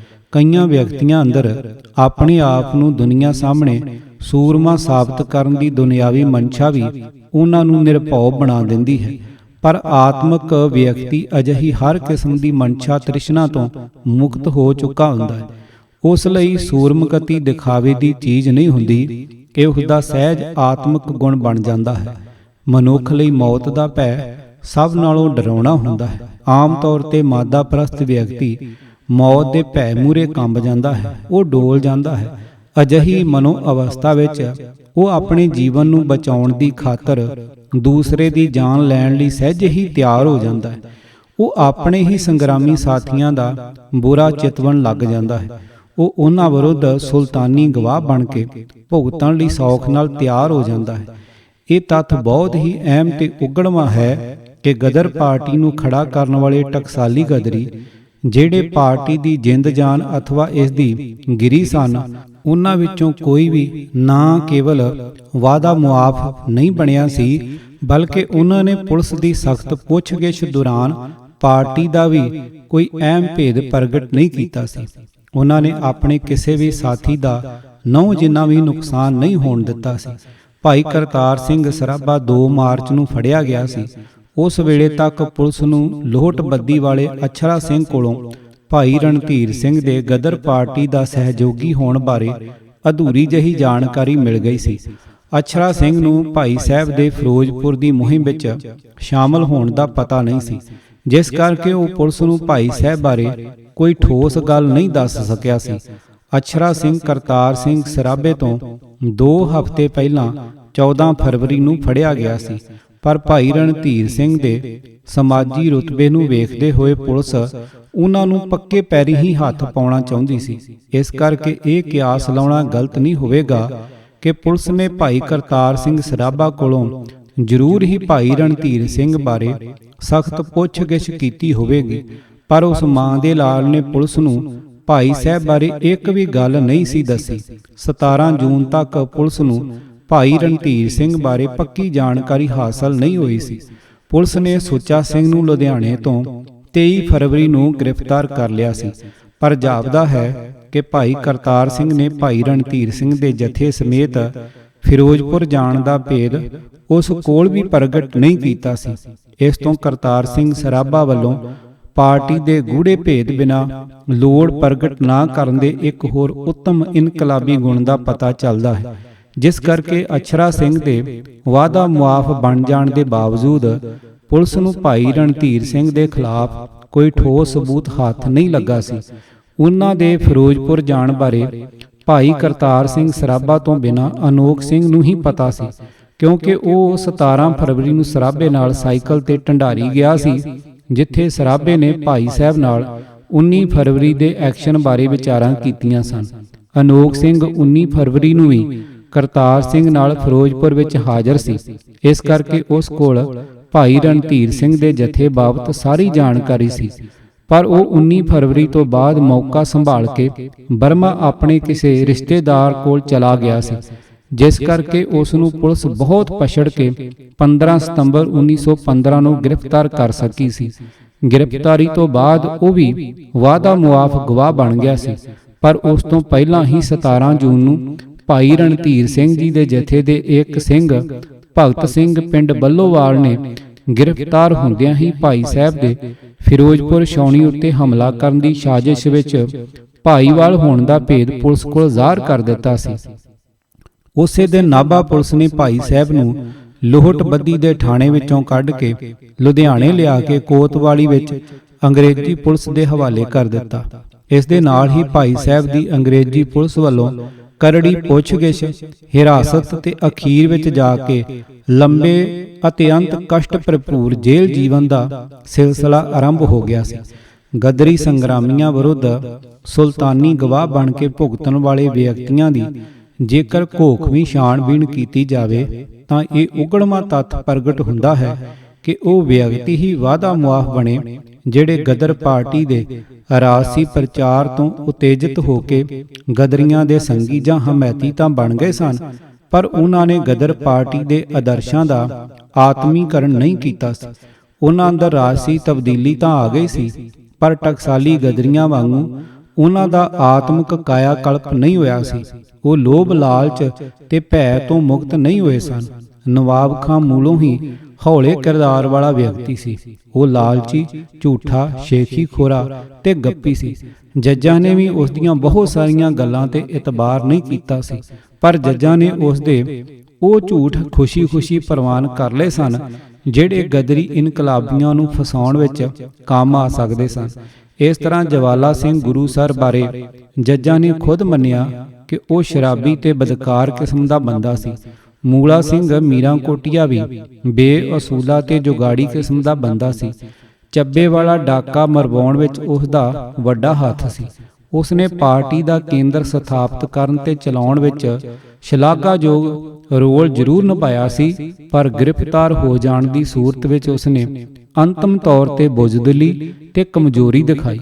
ਅਮਰ ਸਿੰਘ ਨਵਾਂ ਸ਼ਹਿਰ ਨੇ ਅਮਰੀਕਾ ਅੰਦਰ ਪਾਰਟੀ ਦਾ ਮੁੱਢਲੇ ਸਮੇਂ ਤੋਂ ਅਖੀਰ ਤੱਕ ਪੂਰਨ ਤਨਦੇਹੀ ਨਾਲ ਕੰਮ ਕੀਤਾ ਸੀ, ਪਰ ਜਿਵੇਂ ਕਿ 30 ਨਵੰਬਰ ਨੂੰ ਜਲੰਧਰ ਵਿਖੇ ਸਚਿੰਦਰ ਨਾਥ ਸਾਨਿਆਲ ਨਾਲ ਹੋਈ ਗੱਲਬਾਤ ਦੌਰਾਨ ਉਸ ਅੰਦਰ ਆਤਮ ਵਿਸ਼ਵਾਸ ਦੀ ਰੜਕਵੀਂ ਘਾਟ ਨਜ਼ਰ ਪੈ ਗਈ ਸੀ। ਗ੍ਰਿਫਤਾਰ ਹੋਣ ਤੋਂ ਬਾਅਦ ਉਸ ਦਾ ਮਨੋਬਲ ਬਿਲਕੁਲ ਹੀ ਜਾਂਦਾ ਰਿਹਾ ਸੀ। ਉਸ ਦੇ ਕਿਰਦਾਰ ਦੀ ਇਸ ਕਮਜ਼ੋਰੀ ਨੇ ਹੀ ਉਸ ਨੂੰ ਗਦਾਰੀ ਦੇ ਰਾਹ ਪਾ ਦਿੱਤਾ ਸੀ। ਇਸੇ ਤਰ੍ਹਾਂ ਲੁਧਿਆਣੇ ਵਾਲੇ ਵਿਦਿਆਰਥੀਆਂ ਵਿੱਚੋਂ ਵੀ 3 ਵਾਅਦਾ ਮੁਆਫ ਗਵਾਹ ਬਣ ਗਏ ਸਨ। ਅਤੇ ਬਾਕੀ ਹੋਰ ਵੀ 6-7 ਜਾਣੇ ਸਰਕਾਰੀ ਗਵਾਹ ਬਣ ਕੇ ਭੁਗਤਣ ਲਈ ਸੌਖ ਨਾਲ ਤਿਆਰ ਹੋ ਗਏ ਸਨ। ਇਸ ਦਾ ਕਾਰਨ ਬਹੁਤ ਸਪਸ਼ਟ ਹੈ। ਉਹਨਾਂ ਦਾ ਲਹਿਰ ਨਾਲ ਸਾਥ ਬਹੁਤ ਥੋੜ੍ਹ ਚਿਰਾ ਸੀ। ਉਹ ਨਿਰੋਲ ਰਾਜ ਸੀ। ਉਤੇਜਨਾ ਵਿੱਚੋਂ ਹੀ ਗਦਰ ਪਾਰਟੀ ਦੇ ਭਾਈਵਾਲ ਬਣਨ ਲਈ ਤਿਆਰ ਹੋ ਗਏ ਸਨ। ਇਸ ਉਮਰ ਵਿੱਚ ਖਤਰਨਾਕ ਕੰਮਾਂ ਵਿੱਚ ਹਿੱਸਾ ਲੈਣ ਦਾ ਆਪਣਾ ਹੀ ਇੱਕ ਗਲੈਮਰ ਹੁੰਦਾ ਹੈ, ਪਰ ਜਦੋਂ ਹੀ ਅਸਲੀਅਤ ਵਿੱਚ ਮੌਤ ਦਾ ਸਾਹਮਣਾ ਕਰਨਾ ਪੈ ਜਾਂਦਾ ਹੈ ਤਾਂ ਇਹ ਗਲੈਮਰ ਪਲਾਂ ਵਿੱਚ ਹੀ ਅਲੋਪ ਹੋ ਜਾਂਦਾ ਹੈ। ਇਸ ਕਰਕੇ ਇਹਨਾਂ ਵਿਦਿਆਰਥੀਆਂ ਦਾ ਵਾਅਦਾ ਮੁਆਫ ਗਵਾਹ ਬਣ ਜਾਣਾ ਬਹੁਤੀ ਹੈਰਾਨੀ ਵਾਲੀ ਗੱਲ ਨਹੀਂ ਹੈ। ਬਾਬਾ ਸੋਹਣ ਸਿੰਘ ਭਕਨਾ ਤੇ ਕੁਝ ਹੋਰਨਾਂ ਪ੍ਰਮੁੱਖ ਗਦਰੀ ਇਨਕਲਾਬੀਆਂ ਨੇ ਨਵਾਬ ਖਾਂ ਤੇ ਕੁਝ ਹੱਦ ਤੱਕ ਮੂਲਾ ਸਿੰਘ ਉੱਤੇ ਵੀ ਪੁਲਿਸ ਦੇ ਸੂਹੀਏ ਹੋਣ ਦਾ ਸ਼ੱਕ ਪ੍ਰਗਟਾਇਆ ਹੈ। ਉਹਨਾਂ ਦੀ ਗਦਾਰੀ ਦੀ ਵਿਆਖਿਆ ਇਸ ਨਜ਼ਰੀਏ ਤੋਂ ਹੀ ਕੀਤੀ ਗਈ ਹੈ, ਪਰ ਇਹ ਗੱਲ ਬਹੁਤੀ ਮੰਨਣਯੋਗ ਨਹੀਂ ਲੱਗਦੀ, ਕਿਉਂਕਿ ਜੇਕਰ ਨਵਾਬ ਖਾਂ ਸਰਕਾਰ ਵੱਲੋਂ ਗਿਣ ਮਿਥ ਕੇ ਗਦਰ ਪਾਰਟੀ ਵਿੱਚ ਵਾੜਿਆ ਗਿਆ ਸੂਹੀਆ ਹੁੰਦਾ ਤਾਂ ਉਹ ਬਹੁਤ ਚਿਰ ਪਹਿਲਾਂ ਹੀ ਪਾਰਟੀ ਦਾ ਸਫਾਇਆ ਕਰਵਾ ਸਕਦਾ ਸੀ। ਉਹ ਜਹਾਜ਼ਾਂ ਤੋਂ ਉਤਰਦੇ ਸਾਰੇ ਗਦਰੀਆਂ ਨੂੰ ਫੜਵਾ ਸਕਦਾ ਸੀ, ਕਿਉਂਕਿ ਪਾਰਟੀ ਦਾ ਮੁੱਢਲਾ ਮੈਂਬਰ ਹੋਣ ਕਰਕੇ ਉਸ ਕੋਲੋਂ ਕੋਈ ਵੀ ਗੱਲ ਗੁੱਝੀ ਨਹੀਂ ਸੀ। ਉਹ ਚਾਹੁੰਦਾ ਤਾਂ ਨਵੰਬਰ ਵਿੱਚ ਜਦੋਂ ਲਾਡੂਵਾਲ, ਬੱਦੋਵਾਲ ਤੇ ਮੋਗੇ ਵਿਖੇ ਪਾਰਟੀ ਦੇ ਪ੍ਰਮੁੱਖ ਆਗੂ ਮੀਟਿੰਗਾਂ ਲਈ ਇਕੱਠੇ ਹੁੰਦੇ ਰਹੇ ਸਨ, ਬਹੁਤ ਸਾਰੇ ਗਦਰੀਆਂ ਨੂੰ ਸੌਖ ਨਾਲ ਗ੍ਰਿਫਤਾਰ ਕਰਵਾ ਸਕਦਾ ਸੀ। ਸਭ ਤੋਂ ਅਹਿਮ ਗੱਲ ਇਹ ਕਿ ਜੇਕਰ ਉਹ ਸੂਹੀਆ ਹੁੰਦਾ ਤਾਂ ਪੁਲਿਸ ਨੇ ਉਸ ਨੂੰ ਦਸੰਬਰ ਵਿੱਚ ਹੀ ਗ੍ਰਿਫਤਾਰ ਕਿਉਂ ਕਰ ਲਿਆ ਸੀ? ਜੇਕਰ ਪੁਲਿਸ ਨੇ ਉਸ ਰਾਹੀਂ ਗਦਰ ਪਾਰਟੀ ਦੇ ਭੇਦ ਲੈਣੇ ਸਨ, ਫਿਰ ਤਾਂ ਉਸ ਨੂੰ ਅਖੀਰ ਤੱਕ ਗ੍ਰਿਫਤਾਰ ਨਹੀਂ ਕਰਨਾ ਚਾਹੀਦਾ ਸੀ। ਇਹੀ ਸਵਾਲ ਮੂਲਾ ਸਿੰਘ ਬਾਰੇ ਖੜਾ ਹੁੰਦਾ ਹੈ। ਜੇਕਰ ਉਹ ਪੁਲਿਸ ਦਾ ਮੁਖਬਰ ਹੁੰਦਾ ਤਾਂ ਪੁਲਿਸ ਨੇ ਉਸ ਨੂੰ 13 ਫਰਵਰੀ ਨੂੰ ਕਿਸੇ ਵੀ ਸੂਰਤ ਵਿੱਚ ਗ੍ਰਿਫਤਾਰ ਨਹੀਂ ਕਰਨਾ ਸੀ। ਉਸ ਵੇਲੇ ਪੁਲਿਸ ਇੱਕ ਪਾਸੇ ਤਾਂ ਆਪਣੇ ਮੁਖਬਰ ਕਿਰਪਾਲ ਸਿੰਘ ਨੂੰ ਪਾਰਟੀ ਅੰਦਰ ਵਾੜਨ ਲਈ ਪੂਰੇ ਯਤਨ ਜੁਟਾ ਰਹੀ ਸੀ, ਅਜਿਹੇ ਵੇਲੇ ਉਹ ਆਪਣੇ ਮੁਖਬਰ ਮੂਲਾ ਸਿੰਘ ਨੂੰ ਗ੍ਰਿਫਤਾਰ ਕਰਕੇ ਕੀ ਮਕਸਦ ਹਾਸਲ ਕਰਨਾ ਚਾਹੁੰਦੀ ਸੀ? ਇਨ੍ਹਾਂ ਸਵਾਲਾਂ ਦਾ ਕੋਈ ਵੀ ਤਸੱਲੀ ਬਖਸ਼ ਜਵਾਬ ਨਹੀਂ ਮਿਲਦਾ। ਇਸ ਦੀ ਮਨ ਨੂੰ ਜਚਣ ਵਾਲੀ ਵਿਆਖਿਆ ਇਹ ਲੱਗਦੀ ਹੈ ਕਿ ਮਨੁੱਖੀ ਮਨ ਬੜੀ ਹੀ ਗੁੰਝਲਦਾਰ ਸ਼ੈ ਹੈ। ਇਸ ਦੀਆਂ ਸਾਰੀਆਂ ਤਹਿਾਂ ਨੂੰ ਫਰੋਲ ਸਕਣਾ ਤੇ ਇਸ ਦੀਆਂ ਸਾਰੀਆਂ ਗੁੰਝਲਾਂ ਨੂੰ ਖੋਲ੍ਹ ਸਕਣਾ ਬਹੁਤ ਮੁਸ਼ਕਲ ਹੁੰਦਾ। ਬਾਬਾ ਸੋਹਣ ਸਿੰਘ ਭਕਨਾ ਨੇ ਨਵਾਬ ਖਾਂ ਦੇ ਸੂਹੀਆ ਹੋਣ ਦੇ ਪੱਖ ਵਿੱਚ ਸਭ ਤੋਂ ਵਜ਼ਨਦਾਰ ਦਲੀਲ ਇਹ ਦਿੱਤੀ ਹੈ ਕਿ ਉਸ ਨੇ ਅਮਰੀਕਾ ਕੈਨੇਡਾ ਅੰਦਰ ਭਾਰਤ ਸਰਕਾਰ ਦੇ ਬਦਨਾਮ ਜਾਸੂਸ ਹੌਪਕਿਨਸਨ ਨਾਲ ਆਪਣੇ ਗੂੜ੍ਹੇ ਸਬੰਧ ਹੋਣ ਦੀ ਗੱਲ ਆਪਣੇ ਮੂੰਹੋਂ ਮੰਨੀ ਹੈ। ਪਰੰਤੂ ਨਵਾਬ ਖਾਂ ਦੇ ਸ਼ੇਖੀ ਖੋਰੇ ਸੁਭਾਅ ਨੂੰ ਵੇਖਦੇ ਹੋਏ ਉਸ ਦੀ ਇਹ ਗੱਲ ਮਨ ਘੜਤ ਲੱਗਦੀ ਹੈ। ਅਜਿਹੇ ਬੰਦੇ ਆਪਣੀ ਮਹੱਤਤਾ ਦਰਸਾਉਣ ਦੇ ਮੰਤਵ ਨਾਲ ਅਕਸਰ ਅਜਿਹੀਆਂ ਬੇਬੁਨਿਆਦ ਫੜਾਂ ਮਾਰਨ ਦੇ ਆਦੀ ਹੁੰਦੇ ਹਨ। ਇਸ ਕਰਕੇ ਨਵਾਬ ਖਾਂ ਦੇ ਕਿਸੇ ਵੀ ਬਿਆਨ ਨੂੰ ਇਨ ਬਿਨ ਸੱਚ ਮੰਨ ਲੈਣਾ ਗੁੰਮਰਾਹ ਹੋਣਾ ਹੈ। ਐਵੇਂ ਹੀ ਮੂਲਾ ਸਿੰਘ ਦੀ ਗੱਲ ਕਰੀਏ ਤਾਂ ਉਹ 12 ਫਰਵਰੀ ਨੂੰ ਲਾਹੌਰ ਵਿਖੇ ਹੋਈ ਉਸ ਮੀਟਿੰਗ ਵਿੱਚ ਹਾਜ਼ਰ ਸੀ ਜਿਸ ਵਿੱਚ ਬਗਾਵਤ ਲਈ 21 ਫਰਵਰੀ ਦਾ ਦਿਨ ਮਿਥਿਆ ਗਿਆ ਸੀ। ਅਗਲੇ ਦਿਨ ਉਹ ਜਿਉਂ ਹੀ ਲਾਹੌਰ ਤੋਂ ਮੁੜ ਕੇ ਅੰਮ੍ਰਿਤਸਰ ਪਹੁੰਚਿਆ ਤਾਂ ਪੁਲਿਸ ਨੇ ਉਸ ਨੂੰ ਗੱਡੀ ਤੋਂ ਉਤਰਦੇ ਹੀ ਗ੍ਰਿਫਤਾਰ ਕਰ ਲਿਆ ਸੀ।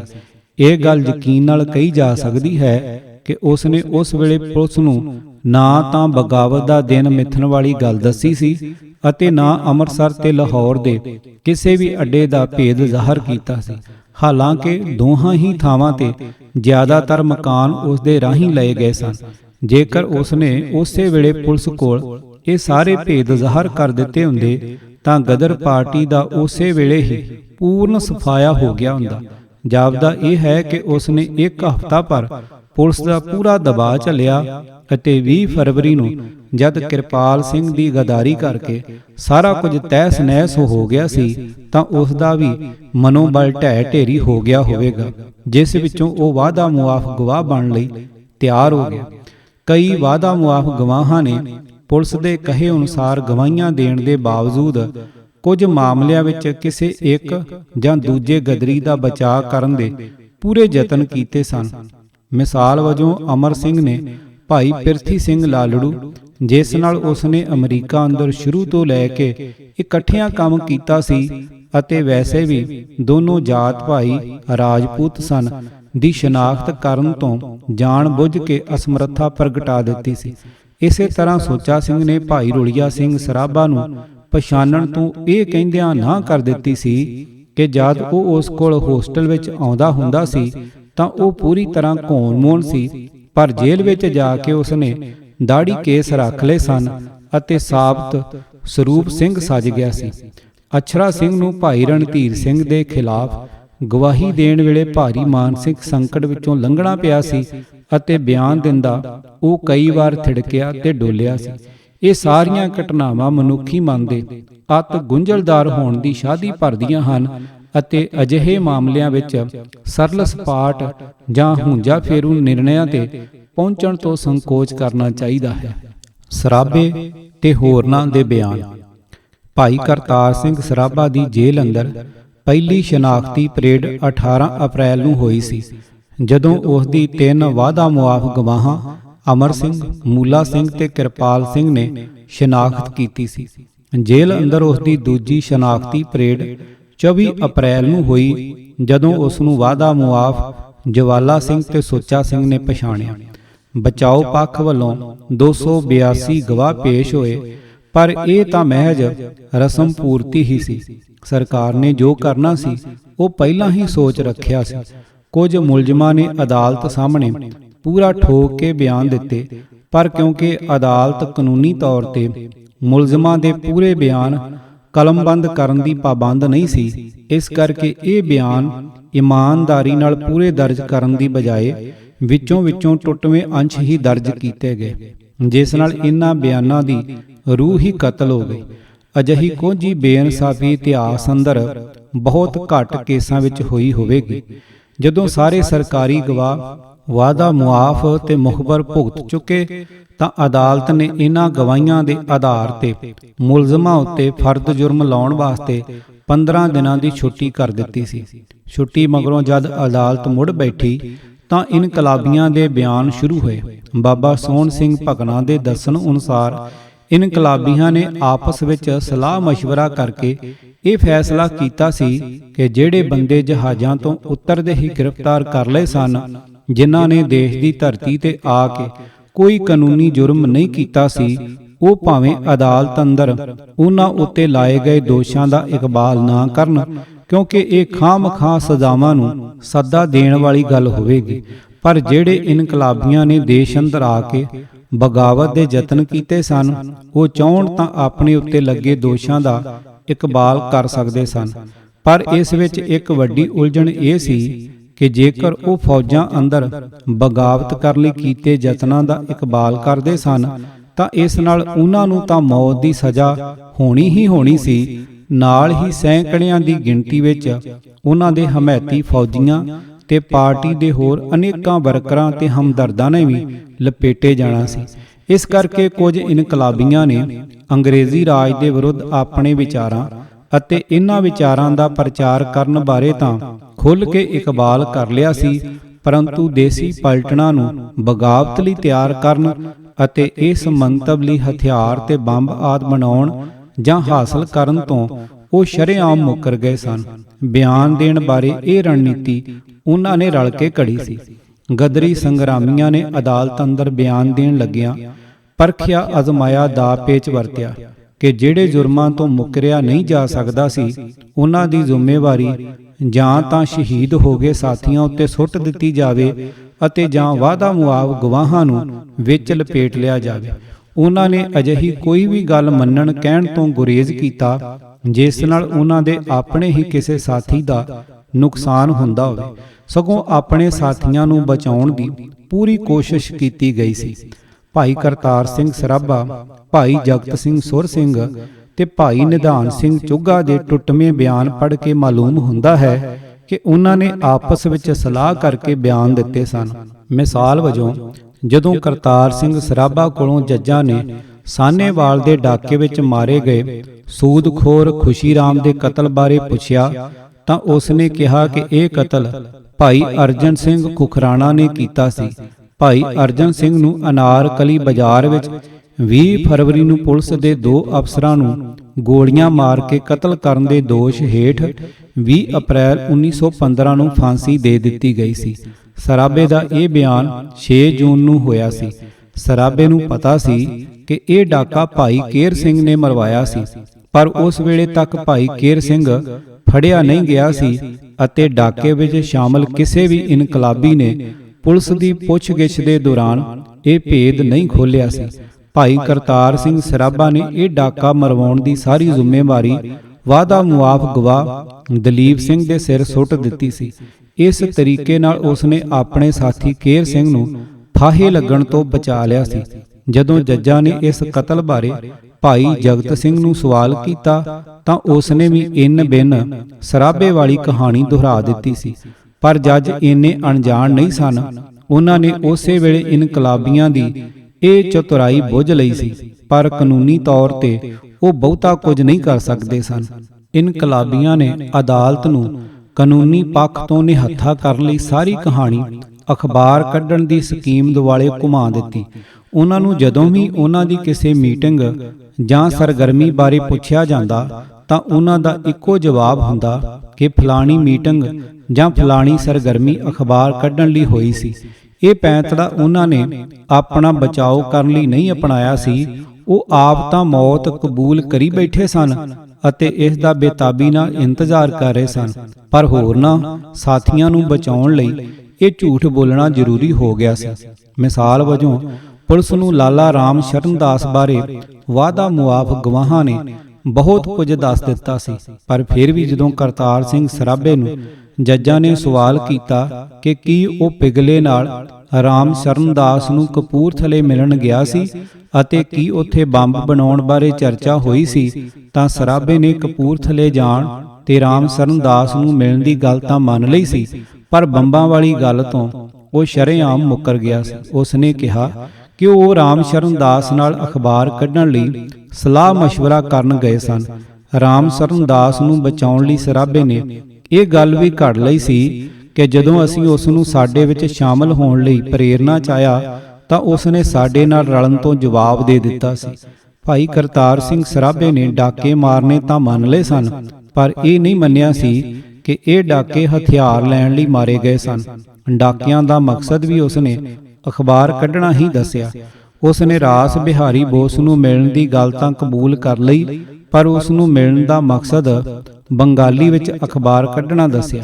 ਜੱਜਾਂ ਨੇ ਜਦੋਂ ਅੰਮ੍ਰਿਤਸਰ ਤੇ ਲਾਹੌਰ ਦੇ ਟਿਕਾਣਿਆਂ ਉੱਤੇ ਹੋਈਆਂ ਮੀਟਿੰਗਾਂ ਦਾ ਤਰੀਕਾਵਾਰ ਬਿਉਰਾ ਦੇ ਕੇ ਸਰਾਭੇ ਕੋਲੋਂ ਇਨ੍ਹਾਂ ਮੀਟਿੰਗਾਂ ਵਿੱਚ ਹਾਜ਼ਰ ਹੋਣ ਅਤੇ ਮੀਟਿੰਗਾਂ ਵਿੱਚ ਹੋਈ ਚਰਚਾ ਬਾਰੇ ਠੋਸ ਸਵਾਲ ਪੁੱਛੇ ਤਾਂ ਉਸਨੇ ਮੀਟਿੰਗਾਂ ਵਿੱਚ ਹਾਜ਼ਰ ਹੋਣਾ ਤਾਂ ਨਿਝੱਕ ਮੰਨ ਲਿਆ, ਪਰ ਮੀਟਿੰਗਾਂ ਦਾ ਮਕਸਦ ਉਹੀ ਅਖਬਾਰ ਕੱਢਣ ਬਾਰੇ ਸਲਾਹਾਂ ਕਰਨਾ ਦੱਸਿਆ। ਭਾਈ ਜਗਤ ਸਿੰਘ ਤੇ ਭਾਈ ਨਿਧਾਨ ਸਿੰਘ ਨੇ ਵੀ ਐਨ ਇਹੋ ਜਵਾਬ ਦਿੱਤੇ ਸਨ। ਛਿੱਬੇ ਪਏ ਜੱਜਾਂ ਨੇ ਜਦੋਂ ਅਖੀਰ ਵਿੱਚ ਭਾਈ ਕਰਤਾਰ ਸਿੰਘ ਨੂੰ ਘੇਰਨ ਦੇ ਮੰਤਵ ਨਾਲ ਉਸ ਨੂੰ 21 ਫਰਵਰੀ ਦੀ ਤਾਰੀਖ ਬਦਲ ਕੇ 19 ਫਰਵਰੀ ਕਰਨ ਦਾ ਕਾਰਨ ਅਤੇ ਇਸ ਮੀਟਿੰਗ ਦੇ ਉਦੇਸ਼ ਬਾਰੇ ਔਖਾ ਸਵਾਲ ਪੁੱਛਿਆ ਤਾਂ ਸਰਾਭੇ ਦਾ ਜਵਾਬ ਹਾਸੇ ਵਾਲਾ ਤੇ ਸ਼ਰਾਰਤ ਭਰਿਆ ਸੀ। ਉਸ ਨੇ ਕਿਹਾ ਕਿ 21 ਫਰਵਰੀ ਦੀ ਤਾਰੀਖ ਅਖਬਾਰ ਬਾਰੇ ਚਰਚਾ ਕਰਨ ਵਾਸਤੇ ਮੀਟਿੰਗ ਕਰਨ ਲਈ ਮਿਥੀ ਗਈ ਸੀ, ਪਰ ਕਿਉਂਕਿ ਇਸ ਮੀਟਿੰਗ ਦਾ ਮੁਖਬਰ ਕਿਰਪਾਲ ਸਿੰਘ ਨੂੰ ਪਤਾ ਚੱਲ ਗਿਆ ਸੀ, ਇਸ ਕਰਕੇ ਇਸ ਮੀਟਿੰਗ ਦੀ ਤਾਰੀਖ ਬਦਲ ਕੇ 19 ਕਰ ਦਿੱਤੀ ਗਈ ਸੀ। ਸਭ ਨਾਲੋਂ ਕਸੂਤਾ ਸਵਾਲ। ਵਾਅਦਾ ਮੁਆਫ ਗਵਾਹਾਂ ਨੇ ਗਦਰੀ ਇਨਕਲਾਬੀਆਂ ਦੇ ਛਾਉਣੀਆਂ ਅੰਦਰ ਜਾ ਕੇ ਦੇਸੀ ਪਲਟਣਾਂ ਨੂੰ ਬਗਾਵਤ ਲਈ ਪ੍ਰੇਰਿਤ ਕਰਨ, ਸਰਕਾਰੀ ਬੋਲੀ ਵਿੱਚ ਉਕਸਾਉਣ ਦੇ ਸਾਰੇ ਭੇਦ ਖੋਲ੍ਹ ਦਿੱਤੇ ਸਨ। ਖਾਸ ਕਰਕੇ ਸੁੱਚਾ ਸਿੰਘ ਨੇ ਕਰਤਾਰ ਸਿੰਘ ਸਰਾਭੇ ਨਾਲ ਰਲ ਕੇ ਸੰਯੁਕਤ ਪ੍ਰਾਂਤ ਯੂਪੀ ਦੀਆਂ ਅੱਧੀ ਦਰਜਨ ਤੋਂ ਵੱਧ ਛਾਉਣੀਆਂ ਅੰਦਰ ਜਾਣ ਦਾ ਤਰੀਕਾਵਾਰ ਖੁਲਾਸਾ ਕਰ ਦਿੱਤਾ ਸੀ। ਪੁਲਿਸ ਅਤੇ CID ਨੇ ਸਰਾਭੇ ਦੇ ਫਿਰੋਜ਼ਪੁਰ ਛਾਉਣੀ ਅੰਦਰ ਜਾ ਕੇ 26ਵੀਂ ਪਲਟਣ ਦੇ ਸਿਪਾਹੀਆਂ ਨੂੰ ਮਿਲਣ ਬਾਰੇ ਸਾਰੇ ਤੱਥ ਇਕੱਠੇ ਕਰ ਲਏ ਸਨ। ਇਸ ਕਰਕੇ ਉਸ ਲਈ ਇਸ ਜ਼ਾਹਰਾ ਤੱਥ ਤੋਂ ਸ਼ਰੇਆਮ ਮੁਕਰਨਾ ਮੁਸ਼ਕਲ ਹੋ ਗਿਆ ਸੀ, ਪਰ ਜੇਕਰ ਉਹ ਸੱਚ ਬੋਲਦਾ ਸੀ ਤਾਂ ਉਸ ਦੀ ਗਵਾਹੀ ਦੇ ਆਧਾਰ ਤੇ ਕਿੰਨੇ ਹੀ ਸਿਪਾਹੀਆਂ ਦੇ ਗਲਾਂ ਵਿੱਚ ਫਾਂਸੀ ਦਾ ਫੰਦਾ ਪੈ ਜਾਣਾ ਨਿਸ਼ਚਿਤ ਸੀ। ਇਸ ਕਰਕੇ ਭਾਈ ਕਰਤਾਰ ਸਿੰਘ ਤੇ ਉਸ ਦੇ ਸਾਥੀਆਂ ਲਈ ਇਸ ਮਸਲੇ ਦਾ ਕੋਈ ਢੁਕਵਾਂ ਹੱਲ ਸੋਚਣ ਦੀ ਮੁਸ਼ਕਲ ਸਮੱਸਿਆ ਖੜੀ ਹੋ ਗਈ ਸੀ। ਪਰ ਅਜਿਹੇ ਮਾਮਲਿਆਂ ਵਿੱਚ ਕਰਤਾਰ ਸਿੰਘ ਦਾ ਦਿਮਾਗ ਬਹੁਤ ਚੱਲਦਾ ਸੀ। ਉਹ ਮੌਕੇ ਤੇ ਹੀ ਕੋਈ ਨਾ ਕੋਈ ਢੰਗ ਕੱਢ ਲੈਂਦਾ ਸੀ। ਇਸ ਕਸੂਤੇ ਸਵਾਲ ਦਾ ਵੀ ਉਸ ਨੇ ਮੌਕੇ ਤੇ ਹੀ ਜਵਾਬ ਕੱਢ ਲਿਆ ਸੀ। ਇਹ ਗੱਲ ਵੱਖਰੀ ਹੈ ਕਿ ਉਸ ਦਾ ਜਵਾਬ ਜੱਜਾਂ ਸਮੇਤ ਕਿਸੇ ਦੇ ਵੀ ਸੰਗ ਹੇਠੋਂ ਨਾ ਲੰਘਿਆ, ਬਲਕਿ ਜੇਕਰ ਮਸਲਾ ਸੰਗੀਨ ਨਾ ਹੁੰਦਾ ਤਾਂ ਉਸ ਦੇ ਜਵਾਬ ਨਾਲ ਅਦਾਲਤ ਵਿੱਚ ਹਾਸਾ ਮਚ ਜਾਣਾ ਸੀ। ਕਰਤਾਰ ਸਿੰਘ ਸਰਾਭੇ ਨੇ ਹੋਰਨਾਂ ਗੱਲਾਂ ਵਾਂਗੂ ਹੀ ਛਾਉਣੀਆਂ ਅੰਦਰ ਜਾਣਾ ਤੇ ਉੱਥੇ ਸਿਪਾਹੀਆਂ ਨੂੰ ਮਿਲਣ ਬਾਰੇ ਤਾਂ ਸਾਫ਼ ਮੰਨ ਲਿਆ, ਪਰ ਜਦੋਂ ਜੱਜਾਂ ਨੇ ਪੁੱਛਿਆ ਕਿ ਸਿਪਾਹੀਆਂ ਨੂੰ ਕਿਸ ਕੰਮ ਲਈ ਮਿਲਿਆ ਸੀ ਤਾਂ ਸਰਾਭੇ ਨੇ ਬਹਾਨਾ ਲਾਇਆ ਕਿ ਉਸ ਨੇ ਵਾਇਸਰਾਏ ਨੂੰ ਪਰਦੇਸਾਂ ਵਿੱਚ ਰਹਿੰਦੇ ਹਿੰਦੁਸਤਾਨੀਆਂ ਦੀਆਂ ਦੁੱਖ ਤਕਲੀਫਾਂ ਤੋਂ ਜਾਣੂ ਕਰਵਾਉਣ ਲਈ ਉਸ ਕੋਲ ਇੱਕ ਵਫਦ ਭੇਜਣ ਬਾਰੇ ਸੋਚਿਆ ਸੀ ਅਤੇ ਛਾਉਣੀਆਂ ਅੰਦਰ ਜਾ ਕੇ ਸਿਪਾਹੀਆਂ ਨੂੰ ਮਿਲਣ ਦਾ ਮਕਸਦ ਵੀ ਇਹੀ ਸੀ ਕਿ ਉਹ ਆਪਣੇ ਅਫਸਰਾਂ ਨੂੰ ਸਾਡੇ ਇਸ ਕਾਰਜ ਵਿੱਚ ਸਹਾਈ ਹੋਣ ਲਈ ਪ੍ਰੇਰਨ। ਸਰਾਭੇ ਦੇ ਇਸ ਚਤੁਰਾਈ ਤੇ ਸ਼ਰਾਰਤ ਭਰੇ ਜਵਾਬ ਨੇ ਜੱਜਾਂ ਨੂੰ ਕਾਨੂੰਨੀ ਤੌਰ ਤੇ ਜ਼ਰੂਰ ਨਿਸਲ ਕਰ ਦਿੱਤਾ ਹੋਵੇਗਾ। ਇਸੇ ਹੀ ਤਰ੍ਹਾਂ ਮੂਲਾ ਸਿੰਘ ਵਾਅਦਾ ਮਾਫ ਨੇ ਭਾਈ ਨਿਧਾਨ ਸਿੰਘ ਵਿਰੁੱਧ ਗਵਾਹੀ ਦਿੰਦਿਆਂ ਅਦਾਲਤ ਨੂੰ ਦੱਸਿਆ ਕਿ ਸ਼ੰਘਾਈ ਰਹਿੰਦਿਆਂ ਨਿਧਾਨ ਸਿੰਘ ਨੇ ਕੌਮੀ ਕਾਰਜ ਲਈ ਗਦਰ ਪਾਰਟੀ ਨੂੰ ਦੇਣ ਵਾਸਤੇ ਪੈਸਾ ਇਕੱਠਾ ਕੀਤਾ ਸੀ।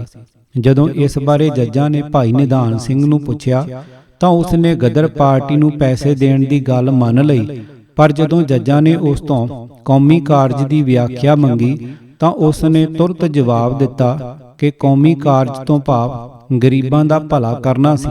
ਜੱਜ ਉਸ ਵੇਲੇ ਤਾਂ ਚੁੱਪ ਹੋ ਗਏ, ਪਰ ਬਾਅਦ ਵਿੱਚ ਮੁਕੱਦਮੇ ਦਾ ਫੈਸਲਾ ਸੁਣਾਉਂਦਿਆਂ ਉਹਨਾਂ ਨੇ ਭਾਈ ਨਿਧਾਨ ਸਿੰਘ ਬਾਰੇ 6 ਸਫ਼ਿਆਂ ਦੀ ਰਿਪੋਰਟ ਦਾ ਅੰਤ ਇਸ ਟਿੱਪਣੀ ਨਾਲ ਕੀਤਾ। ਸਾਡੇ ਵਿਚਾਰ ਵਿੱਚ ਇਹ ਗੱਲ ਸੰਪੂਰਨ ਤੌਰ ਤੇ ਸਿੱਧ ਹੋ ਚੁੱਕੀ ਹੈ ਕਿ ਇਹ ਮੁਲਜ਼ਮ ਅੰਤਾਂ ਦਾ ਖਤਰਨਾਕ ਮੁਜਰਮ ਹੈ ਅਤੇ ਇਹ ਸਾਰਿਆਂ ਤੋਂ ਬਦਤਰ ਸਾਜ਼ਿਸ਼ਕਾਰੀਆਂ ਵਿੱਚੋਂ ਇੱਕ ਤੇ ਸਾਰਿਆਂ ਨਾਲੋਂ ਮਹੱਤਵਪੂਰਨ ਹੈ। ਗਦਰੀ ਸੰਗਰਾਮੀਆਂ ਨੇ ਇੱਕ ਹੋਰ ਦਾਅਪੇਚ ਇਹ ਅਪਣਾਇਆ ਕਿ ਪੁਲਿਸ ਨੇ ਵਾਅਦਾ ਮੁਆਫ ਗਵਾਹਾਂ ਦੇ ਰਾਹੀਂ ਉਹਨਾਂ ਉੱਤੇ ਜਿਹੜੇ ਦੋਸ਼ ਲਾ ਕੇ ਉਹਨਾਂ ਨੂੰ ਫਸਾਉਣਾ ਚਾਹਿਆ ਸੀ, ਗਦਰੀਆਂ ਨੇ ਪਲਟਵਾਂ ਵਾਰ ਕਰਦਿਆਂ ਵਾਅਦਾ ਮੁਆਫ ਗਵਾਹਾਂ ਨੂੰ ਉਹਨਾਂ ਹੀ ਦੋਸ਼ਾਂ ਵਿੱਚ ਫਸਾਉਣ ਦੀ ਤਰਕੀਬ ਵਰਤੀ। ਮਿਸਾਲ ਵਜੋਂ ਜਦੋਂ ਅਦਾਲਤ ਨੇ ਭਾਈ ਕਰਤਾਰ ਸਿੰਘ ਸਰਾਭਾ ਨੂੰ ਨਵਾਬ ਖਾਂ ਦੀ ਗਵਾਹੀ ਦੇ ਆਧਾਰ ਤੇ ਛਾਉਣੀਆਂ ਉੱਤੇ ਹਮਲੇ ਦੀ ਸਾਜ਼ਿਸ਼ ਰਚਣ ਬਾਰੇ ਪੁੱਛਿਆ ਤਾਂ ਸਰਾਭੇ ਨੇ ਇਹ ਕਹਿੰਦਿਆਂ ਇਹ ਦੋਸ਼ ਨਵਾਬ ਖਾਂ ਵੱਲ ਤਿਲਕਾ ਦਿੱਤਾ ਕਿ ਸਗੋਂ ਨਵਾਬ ਖਾਂ ਹੀ ਸੀ ਜਿਹੜਾ ਸਾਨੂੰ ਛਾਉਣੀਆਂ ਉੱਤੇ ਹਮਲਾ ਕਰਨ ਲਈ ਲਗਾਤਾਰ ਉਕਸਾਉਂਦਾ ਰਿਹਾ, ਪਰ ਅਸੀਂ ਇਸ ਦਾ ਇਹ ਸੁਝਾਅ ਰੱਦ ਕਰ ਦਿੰਦੇ ਸੀ। ਇਸ ਤਰ੍ਹਾਂ ਭਾਈ ਕਰਤਾਰ ਸਿੰਘ ਨੇ ਵਾਅਦਾ ਮੁਆਫ ਗਵਾਹ ਬਣੇ ਮੂਲਾ ਸਿੰਘ ਬਾਰੇ ਇਹ ਬਿਆਨ ਦਿੱਤਾ ਕਿ ਉਸ ਨੇ ਮੈਨੂੰ ਸਰਕਾਰ ਵਿਰੁੱਧ ਛਾਪਾਮਾਰ ਯੁੱਧ ਸ਼ੁਰੂ ਕਰਨ ਦੀ ਪ੍ਰੇਰਨਾ ਦਿੱਤੀ ਸੀ, ਪਰ ਮੈਂ ਮੰਨਿਆ ਨਹੀਂ ਸੀ। ਮੂਲਾ ਸਿੰਘ ਨੇ ਭਾਈ ਜਗਤ ਸਿੰਘ ਵਿਰੁੱਧ ਗਵਾਹੀ ਦਿੰਦਿਆਂ ਦੱਸਿਆ ਕਿ ਉਸ ਨੇ ਉਸ ਕੋਲ ਗਦਰ ਦੀ ਗੂੰਜ ਵੇਖੀ ਸੀ। ਜੱਜਾਂ ਦੇ ਪੁੱਛਣ ਤੇ ਭਾਈ ਜਗਤ ਸਿੰਘ ਨੇ ਆਪਣੇ ਕੋਲ ਗਦਰ ਦੀ ਗੂੰਜ ਹੋਣ ਦੀ ਗੱਲ ਤਾਂ ਮੰਨ ਲਈ ਸੀ, ਪਰ ਨਾਲ ਹੀ ਇਹ ਬਿਆਨ ਦਿੱਤਾ ਕਿ ਇਹ ਕਿਤਾਬ ਉਸ ਨੂੰ ਮੂਲਾ ਸਿੰਘ ਨੇ ਹੀ ਦਿੱਤੀ ਸੀ ਅਤੇ ਇਸ ਨੂੰ ਪੜ੍ਹਨ ਤੋਂ ਬਾਅਦ ਹੀ ਉਸ ਦੇ ਵਿਚਾਰ ਬਦਲ ਗਏ ਸਨ, ਜਿਸ ਨਾਲ ਉਹ ਅੰਗਰੇਜ਼ ਸਰਕਾਰ ਦਾ ਵਿਰੋਧੀ ਬਣ ਗਿਆ ਸੀ। ਭਾਈ ਕਰਤਾਰ ਸਿੰਘ ਸਰਾਭਾ ਨੇ ਅਦਾਲਤ ਅੰਦਰ ਬਿਆਨ 16 ਜੂਨ ਤੇ 18 ਜੂਨ ਨੂੰ ਦਿੱਤੇ ਸਨ। ਜ਼ਰੂਰੀ ਨੋਟ: ਇਨਕਲਾਬੀਆਂ ਦੇ ਇਹਨਾਂ ਬਿਆਨਾਂ ਨੂੰ ਜੇਕਰ ਠੀਕ ਰੌਸ਼ਨੀ ਵਿੱਚ ਰੱਖ ਕੇ ਨਹੀਂ ਪੜ੍ਹਿਆ ਜਾਂਦਾ ਤਾਂ ਇਸ ਚੋਂ ਇਹਨਾਂ ਗਦਰੀ ਸੂਰਮਿਆਂ ਬਾਰੇ ਬਹੁਤ ਸਾਰੇ ਗਲਤ ਪ੍ਰਭਾਵ ਬਣਾ ਲੈਣ ਅਤੇ ਗਦਰ ਲਹਿਰ ਦੇ ਨੀਤੀ ਪੈਂਤੜਿਆਂ ਬਾਰੇ ਉੱਕਾ ਹੀ ਗਲਤ ਨਿਰਣੇ ਕੱਢਣ ਦੀ ਸੰਗੀਨ ਭੁੱਲ ਹੋ ਸਕਦੀ ਹੈ। ਜਿਵੇਂ ਇੱਕ ਨਾਦਾਨ ਜੀਵਨੀਕਾਰ ਨੇ ਭਾਈ ਕਰਤਾਰ ਸਿੰਘ ਸਰਾਭਾ ਦੇ ਉਪਰੋਕਤ ਬਿਆਨ ਨੂੰ ਅੱਖਰ-ਅੱਖਰ ਸੱਚ ਮੰਨ ਲੈਣ ਕਰਕੇ ਇਹ ਨਿਰਣਾ ਕੱਢ ਲਿਆ ਕਿ ਗਦਰੀਆਂ ਵੱਲੋਂ ਮਾਰੇ ਡਾਕਿਆਂ ਦਾ ਮੰਤਵ ਅਖਬਾਰ ਕੱਢਣ ਲਈ ਪੈਸਾ ਇਕੱਠਾ ਕਰਨਾ ਸੀ, ਜਦੋਂ ਕਿ ਥੋੜੀ ਜੀ ਅਕਲ ਵਰਤਿਆਂ ਇਹ ਗੱਲ ਸਾਫ਼ ਦਿਸ ਪੈਂਦੀ ਹੈ ਕਿ ਜਿਸ ਵੇਲੇ ਜਨਵਰੀ 1915 ਗਦਰੀਆਂ ਨੇ ਡਾਕੇ ਮਾਰਨੇ ਆਰੰਭ ਕੀਤੇ ਸਨ, ਉਦੋਂ ਤੱਕ ਜਾ ਕੇ ਅਖਬਾਰ ਦੀ ਗੱਲ ਤਾਂ ਬਹੁਤ ਪਿੱਛੇ ਰਹਿ ਗਈ ਸੀ। ਜਨਵਰੀ ਵਿੱਚ ਤਾਂ ਗਦਰੀ ਇਨਕਲਾਬੀਆਂ ਦਾ ਇੱਕਮਾਤਰ ਸਰੋਕਾਰ ਛਾਉਣੀਆਂ ਉੱਤੇ ਹਮਲੇ ਕਰਨ ਲਈ ਹਥਿਆਰ ਹਾਸਲ ਕਰਨਾ ਬਣ ਗਿਆ ਸੀ। ਉਦੋਂ ਉਹਨਾਂ ਨੇ ਅਖਬਾਰ ਕੋਲੋਂ ਕੀ ਲੈਣਾ ਸੀ, ਜਿਹੜੇ ਲੇਖਕ ਨੂੰ ਇੰਨੀ ਵੀ ਸੋਝੀ ਨਹੀਂ ਕਿ ਗਦਰੀ ਸੰਗਰਾਮੀਆਂ ਨੇ ਉਪਰੋਕਤ ਬਿਆਨ ਕਿੰਨਾ ਹਾਲਤਾਂ ਹੇਠ ਤੇ ਕਿਹੜੇ ਮੰਤਵ ਨਾਲ ਦਿੱਤੇ ਸਨ, ਉਹ ਇਤਿਹਾਸ ਨਾਲ ਇਨਸਾਫ ਨਹੀਂ ਕਰ ਸਕਦਾ। ਉਹ ਯਕੀਨਨ ਹੀ ਇਤਿਹਾਸ ਨੂੰ ਝੂਠੀ ਸ਼ਕਲ ਦੇਣ ਦੇ ਬੌਧਿਕ ਅਨਾਚਾਰ ਦਾ ਭਾਗੀ ਹੋ ਨਿਬੜੇਗਾ। ਭਾਈ ਕਰਤਾਰ ਸਿੰਘ ਸਰਾਭਾ ਤੇ ਉਸ ਦੇ ਸਾਥੀਆਂ ਨੇ ਆਪਣੇ ਪੂਰੇ ਬਿਆਨਾਂ ਅੰਦਰ ਕਿਹੋ ਜਿਹੀਆਂ ਗੱਲਾਂ ਕੀਤੀਆਂ ਹੋਣਗੀਆਂ, ਇਸ ਦੀ ਥੋੜੀ ਜੀ ਝਲਕ ਬਾਬਾ ਸੋਹਣ ਸਿੰਘ ਭਕਨਾ ਦੇ ਹੇਠ ਦਿੱਤੇ ਕਥਨਾਂ ਤੋਂ ਮਿਲ ਜਾਂਦੀ ਹੈ। ਬਾਬਾ ਜੀ ਨੇ ਲਿਖਿਆ ਹੈ, ਭਾਈ ਕਰਤਾਰ ਸਿੰਘ ਸਰਾਭਾ ਨੂੰ ਜਦੋਂ ਪੁੱਛਿਆ ਗਿਆ ਕਿ ਕੀ ਤੁਹਾਡਾ ਇਰਾਦਾ ਅੰਗਰੇਜ਼ੀ ਗਵਰਨਮੈਂਟ ਨੂੰ ਉਲਟਾਉਣ ਦਾ ਸੀ, ਤਾਂ ਉਸ ਨੇ ਉੱਤਰ ਦਿੱਤਾ, ਮੈਂ ਜੋ ਵੀ ਕੰਮ ਕੀਤਾ ਦੇਸ਼ ਦੀ ਆਜ਼ਾਦੀ ਤੇ ਅੰਗਰੇਜ਼ੀ ਗਵਰਨਮੈਂਟ ਨੂੰ ਉਲਟਾਉਣ ਵਾਸਤੇ ਕੀਤਾ।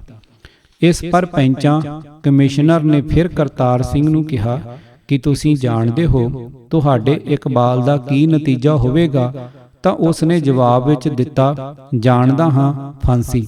ਇਸੇ ਤਰ੍ਹਾਂ ਭਾਈ ਜਗਤ ਸਿੰਘ ਨੇ ਇਕਬਾਲ ਕੀਤਾ ਕਿ ਮੈਂ ਜੋ ਵੀ ਕੀਤਾ ਦੇਸ਼ ਦੀ ਆਜ਼ਾਦੀ ਵਾਸਤੇ ਕੀਤਾ, ਨਹੀਂ ਤਾਂ ਮੇਰਾ ਹੋਰ ਕੋਈ ਮੁੱਦਾ ਨਹੀਂ ਸੀ।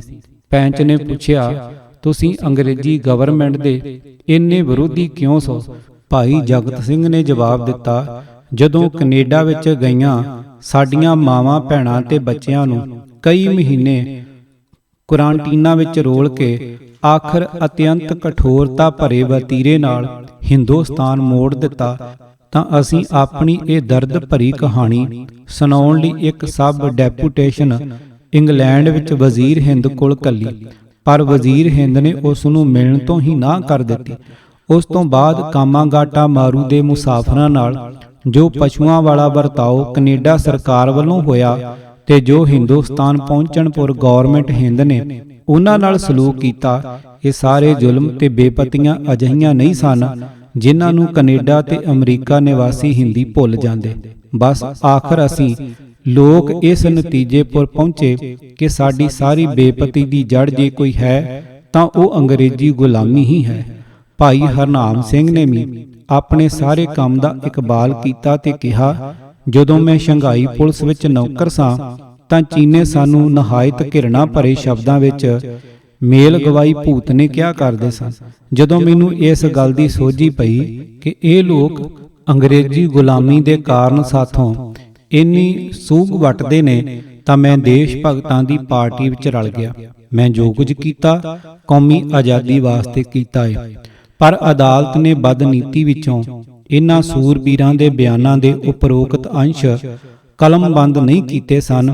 ਜਿਹੜੀ ਵੀ ਗੱਲ ਸਰਕਾਰ ਦੇ ਖਿਲਾਫ ਭੁਗਤਦੀ ਸੀ ਉਸ ਨੂੰ ਲਿਖਣ ਤੋਂ ਗੁਰੇਜ਼ ਕੀਤਾ ਗਿਆ ਸੀ, ਤਾਂ ਜੋ ਆਉਣ ਵਾਲੇ ਸਮੇਂ ਅੰਦਰ ਵੀ ਅੰਗਰੇਜ਼ ਸਰਕਾਰ ਦੇ ਪਾਪ ਟੱਕੇ ਰਹਿਣ। ਕਿਤਾਬ ਤੂਫਾਨਾਂ ਦਾ ਸ਼ਾਹ ਅਸਵਾਰ, ਸ਼ਹੀਦ ਕਰਤਾਰ ਸਿੰਘ ਸਰਾਭਾ, ਲੇਖਕ ਸਰਦਾਰ ਅਜਮੇਰ ਸਿੰਘ, ਭਾਗ 34ਵਾਂ, ਆਵਾਜ਼ ਭਾਈ ਗੁਰਜੰਟ ਸਿੰਘ ਰੂਪੋਵਾਲੀ। ਪੂਰੀ ਕਿਤਾਬ ਸੁਣਨ ਵਾਸਤੇ YouTube channel Gurjant Singh Rupowali subscribe ਕਰੋ। ਵਾਹਿਗੁਰੂ ਜੀ ਕਾ ਖਾਲਸਾ, ਵਾਹਿਗੁਰੂ ਜੀ ਕੀ ਫਤਿਹ।